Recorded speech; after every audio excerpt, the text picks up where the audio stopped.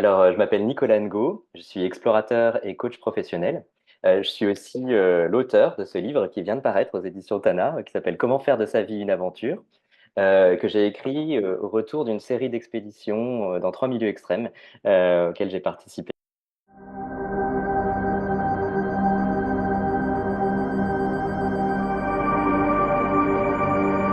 En réalité, alors c'est pas vraiment moi qui me définis comme un climatonaute, c'est la presse et les journalistes qui nous ont appelés les climatonautes parce que, comme je l'expliquais juste avant, en fait, j'ai participé l'année dernière à une série d'expéditions dans 3 des milieux parmi les plus extrêmes de la planète, en Amazonie, en Laponie et dans le désert du Nefoud en Arabie Saoudite.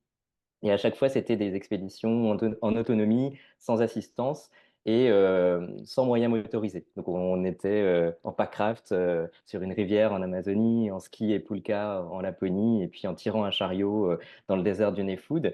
Et du coup, cette expédition scientifique, elle avait pour objectif de tester les capacités d'adaptation humaine au climat du futur. Elle a été imaginée et conçue par un explorateur franco-suisse qui s'appelle Christian Clot et le Human Adaptation Institute.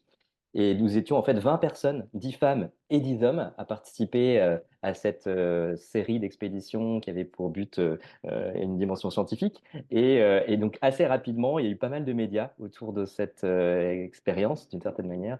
Et les journalistes ont fait le parallèle entre nous, qui nous étions des explorateurs du climat, et donc des climatonautes, et puis les astronautes, d'où le néologisme de climatonaute. Parce que c'est vrai qu'on a traversé des milieux assez extrêmes et que l'espace lui-même est aussi un milieu extrême à part entière.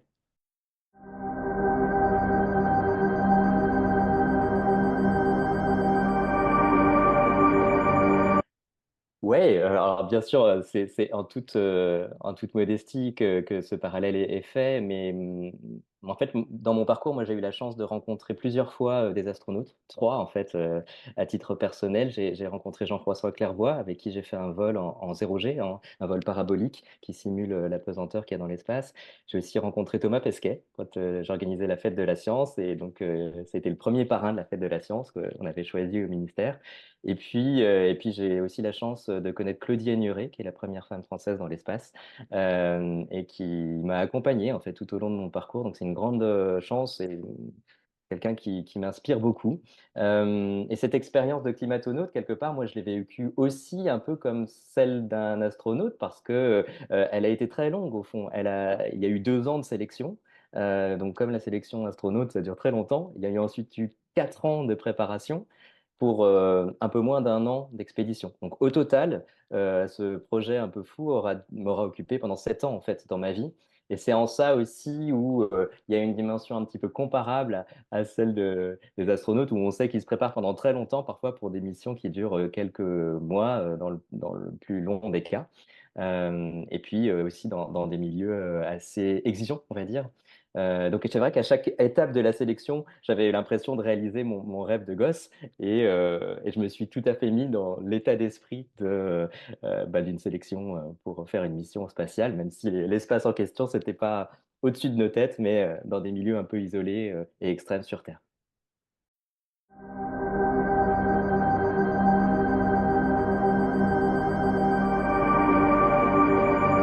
Alors, en fait, comme je l'expliquais à l'instant, comme la sélection a duré sur au moins 2 ans et que, elle s'est faite sur de nombreux critères, à la fois physiques, psychologiques, il fallait aussi homogénéiser l'échantillon, il fallait qu'on soit droitier, qu'on n'ait pas de tatouage, enfin ce genre de choses. Il y a eu en fait une multiplicité d'épreuves, si j'ose dire, au cours qu'on devait qualifier, enfin on devait se qualifier à chaque fois pour passer à l'étape suivante.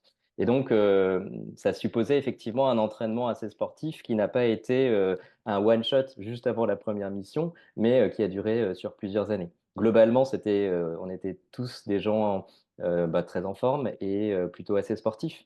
Donc, c'était finalement quelque chose qui nous a un peu renforcés, mais surtout, c'est une préparation qui nous a mis dans un certain état d'esprit psychologique. En tout cas, moi, à titre personnel, je l'ai vécu aussi comme ça. Parce que, au-delà de la dimension de renforcement musculaire, physique, etc., il y a aussi cette dimension mentale que peut-être certains sportifs connaissent quand on parle, c'est bientôt les Jeux Olympiques et Paralympiques, mais on parle souvent de stabilité émotionnelle. Les astronautes aussi en parlent. On parle aussi de persévérance parce que la mission et les missions ont été reportées à plusieurs reprises. Et on parle aussi par exemple, de résilience. Donc, j'en parle dans mon livre, par exemple, à plusieurs reprises. Donc, toutes ces compétences-là, bien sûr, elles relèvent de la dimension mentale qui, quelque part, pilote aussi la dimension physique. Ça, je l'ai fait plutôt à titre personnel. Mais bien sûr, c'est important de savoir qu'on va pouvoir compter sur son corps quand on va être dans les milieux. Et donc, c'est pour toutes ces raisons qu'on a fait un certain nombre d'exercices de préparation physique en amont, quoi.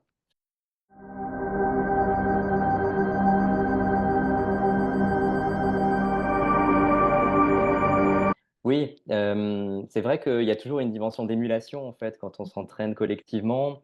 Et puis il y a aussi cette dimension un peu systémique des rapports entre les individus qu'on met en place quand on s'entraîne ensemble. Et d'ailleurs, on le sait bien, hein, dans les équipages d'astronautes, ils s'entraînent avant ensemble pour composer en fait cette espèce d'intelligence collective qui est strictement nécessaire dans des missions spatiales exigeantes où il va falloir réagir vite en conditions de crise. Et donc, ça s'improvise pas, ça se construit un petit peu en amont. Donc, ça nous est arrivé de faire des exercices un peu de team building, de cohésion de groupe, pour finalement favoriser ça quand on serait dans ces conditions sur le terrain ensuite. Donc, on a vécu des expériences assez intenses ensemble et ça soude un groupe, ça aide à se connaître entre nous et puis ça aide aussi à se connaître soi.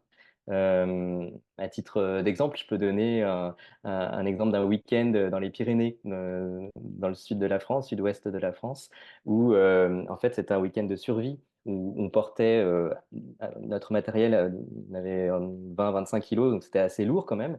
On était en autonomie et on progressait uniquement en dehors des sentiers, hors des sentiers battus et dans une privation de nourriture, de sommeil et, euh, et aussi apprendre les conséquences de l'hypothermie en se baignant dans des lacs qui étaient à 2-3 degrés. Donc tout ça fait que quand on est fatigué, on se rend vite compte que notre physique peut craquer et que justement la dimension mentale et collective peut nous permettre de surmonter les difficultés. Et il y a eu un moment dont je me souviens dans ce week-end-là où évidemment on avait tous très faim parce qu'on faisait des efforts et il fallait dépasser et dompter un petit peu ce sentiment-là. Mais surtout, il y a eu un moment où en fait il y a eu une forme de cohésion dans le groupe où on s'est mis en cercle et on s'est tenu par les épaules comme ça.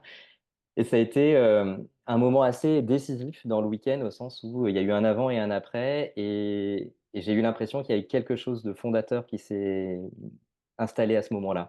Et c'est parce qu'on était dans des situations un peu complexes et exigeantes et difficiles que du coup on a eu besoin en fait de se souder pour surmonter ça.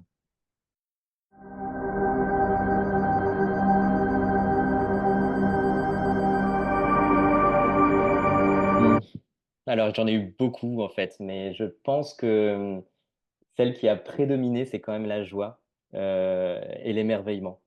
Alors peut-être que ça dit des choses de moi, mais il y a cette dimension ouais, d'enthousiasme, de plaisir, de sentiment de liberté, de gratitude aussi de vivre cette expérience-là. Et donc, c'était beaucoup d'excitation, beaucoup de jubilation. Donc, tout ça, c'était plutôt de l'ordre de la joie, on va dire. Et je l'ai vécu à la fois en arrivant sur le terrain, en progressant, à beaucoup de moments, en fait. Et c'était aussi l'accomplissement d'un rêve. Donc, c'était ouais, du coup, beaucoup de joie et d'enthousiasme. Et puis, cette dimension d'émerveillement devant la beauté et la force de la nature, ça, c'était quelque chose aussi que j'étais justement un peu allé chercher, parce que 40 jours dans chacun des milieux, en autonomie, sans smartphone, sans mail, etc., ça peut faire peur avant de partir, et en fait, ça fait beaucoup de bien d'être au contact en fait de la nature, on se recontacte à soi-même d'une certaine manière. Voilà, et donc enfin, ça, c'était peut-être l'émotion prédominante. Après, il y en a eu plein d'autres, je pourrais faire tout un zoom là-dessus. Évidemment, il y a eu de la peur, il y a eu de la crainte, de l'inquiétude, etc. Mais au total, ce que je retiens, c'est peut-être d'abord la joie.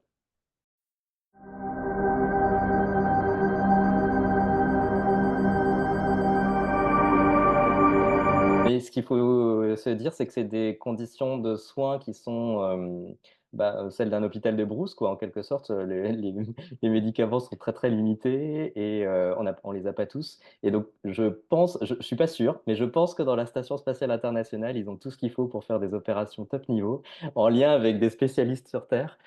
C'était pas tout à fait notre cas. On avait des médecins, bien sûr, mais enfin un médecin dans chaque milieu, mais voilà, en conditions un peu dégradées, comme on dit.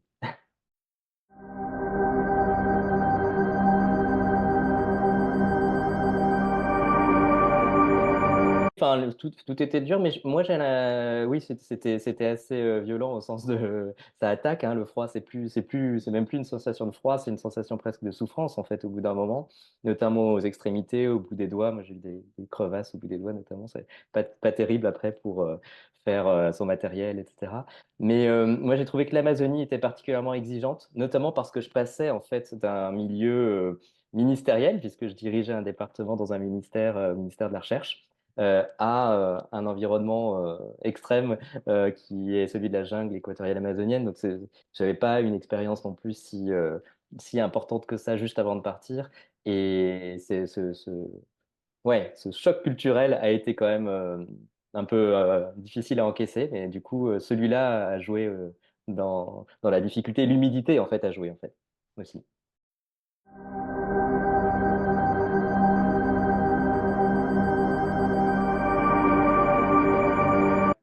C'est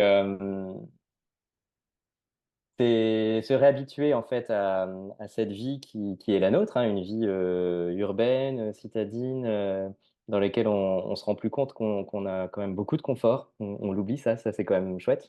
Et en même temps, ça peut parfois être presque stressant quand on a été privé de tout ce confort pendant si longtemps. Au total, ça fait 120 jours d'expédition sur 9 mois, quelque chose comme ça. Et c'est vrai que en rentrant notamment de Laponie, en découvrant une table avec plein de vaisselle, etc., des petits plats dans les granges, j'ai eu presque un moment de What am I doing here, comme, comme disait Bruce Chatwin, c'est-à-dire ouais, un sentiment de décalage assez profond. Et c'est vrai que j'en ai parlé avec quelques personnes qui ont vécu des expériences un peu extrêmes, comme ou des hivernages en Antarctique ou des choses comme ça, et qui m'ont confirmé qu'au retour, la difficulté, c'est de se réhabituer. Et parfois, je pense à une personne en particulier qui m'a dit que l'idée de traverser la route pour aller dans le supermarché en face lui provoquait des crises d'angoisse, quoi, au retour. Donc, c'est vrai que cette dimension-là, elle est pas à négliger. Et pour le coup, moi, je l'avais pas forcément anticipé, la nécessité de se réadapter, en quelque sorte, à notre vie. Et de ce point de vue, mon livre m'a aidé aussi à processer cette expérience et à la digérer et à la transmettre. Donc, ça m'a beaucoup aidé ça. Je pense d'abord le fait de ne plus être dans la nature tout le temps. Ensuite, de retrouver ce confort incroyable dans lequel on vit et dont on ne se rend plus compte parce qu'on y est habitué. Enfin, on s'imagine tourner un robinet et avoir de l'eau chaude. C'est 3 heures de boulot en Laponie. C'est pas du tout la même chose. Prendre une douche chaude, c'était un luxe. Voilà, j'en ai rêvé pendant 40 jours. Donc ça, c'est à la fois très positif et en même temps choquant. Alors, je fais un effort pour justement ne pas m'y réhabituer tout de suite, pour me garder en tête que finalement, on est des privilégiés d'avoir ça. Et, et que du coup, c'est une chance d'avoir vécu cette privation-là pour apprendre à savourer ce confort qu'on a. Après, il y a aussi cette dimension complètement extrême dont on ne se rend plus compte, c'est qu'en fait, on vit à un rythme de fou généralement dans nos vies. On est bombardé de mails, de notifications, on a un emploi du temps qui déborde. Je pense que ça parlera aux auditeurs. Euh, et ça, en fait, prendre du temps pour soi, prendre du temps pour vivre aussi à nos biorhythmes, au rythme de la nature, etc., c'est quelque chose qu'on a oublié au fond. Et c'est quand on a pris goût à ce luxe-là, en fait, on se rend compte aussi qu'on vit d'une certaine manière dans un milieu extrême en termes de chronobiologie et de temporalité. Donc ça, c'est aussi quelque chose à pas négliger. Puis il y a la beauté, tout simplement, la beauté naturelle, qui est un peu plus compliquée à trouver dans un environnement citadin, même si on peut quand même s'émerveiller devant la vie et devant la beauté des liens aussi entre les gens. Mais c'est moins évident, je dirais.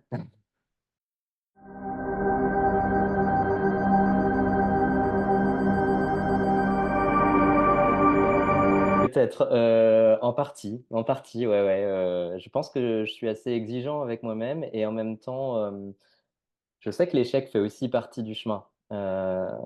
J'aime bien cette phrase de Mandela, hein, qui dit je ne perds jamais, soit je gagne, soit j'apprends. Et donc, c'est vrai que cette dimension de jugement de soi et d'être OK avec soi-même, y compris quand on n'est pas fier de soi, et ben, en fait, c'est un apprentissage parce que on apprend aussi à être très perfectionniste, à s'améliorer constamment, et cetera. Mais parfois, c'est aussi bien d'être indulgent avec soi-même. Ça ne veut pas dire faire preuve de complaisance, mais je pense faire preuve d'une saine exigence. Et c'est la nuance est subtile, mais elle existe.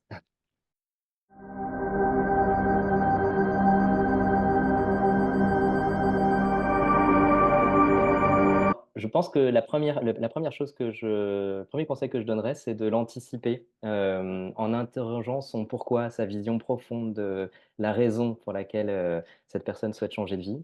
Est-ce que c'est pour fuir quelque chose? Est-ce que c'est pour aller vers un rêve? Les deux sont OK, hein, mais c'est juste être au clair là-dessus. Euh, je pense aussi que savoir écouter son intuition, c'est quelque chose de fondamental pour se mettre en mouvement. Parce que souvent, bah, cette petite voix intérieure, elle a un temps d'avance sur notre rationalité et nos jugements, nos raisonnements un peu rationnels, justement. Et donc, savoir écouter son intuition, c'est clé. Et parfois, bah, il y a besoin justement de se faire accompagner. Moi, ça a été mon cas par quelqu'un qui a déjà fait ce chemin. Et donc, aujourd'hui, c'est aussi pour ça que ça a beaucoup de sens pour moi d'accompagner en fait les personnes qui sont en transition, en changement de vie pour bah, les aider à ne pas prendre cette décision sur un coup de tête, mais bien anticiper en fait leurs besoins fondamentaux et pourquoi en fait ils ont besoin d'aller vers une évolution. Je crois qu'on est en fait on est des êtres en croissance un peu comme les plantes et il y a des moments comme ça dans notre vie de transition où on a vraiment besoin bah, de grandir en fait. Et c'est plus simple parfois de le faire avec quelqu'un qui nous tient la main ou qui nous accompagne un peu comme un guide de montagne, vous savez, en cordée là. Qui nous rassure dans les moments un peu vertigineux.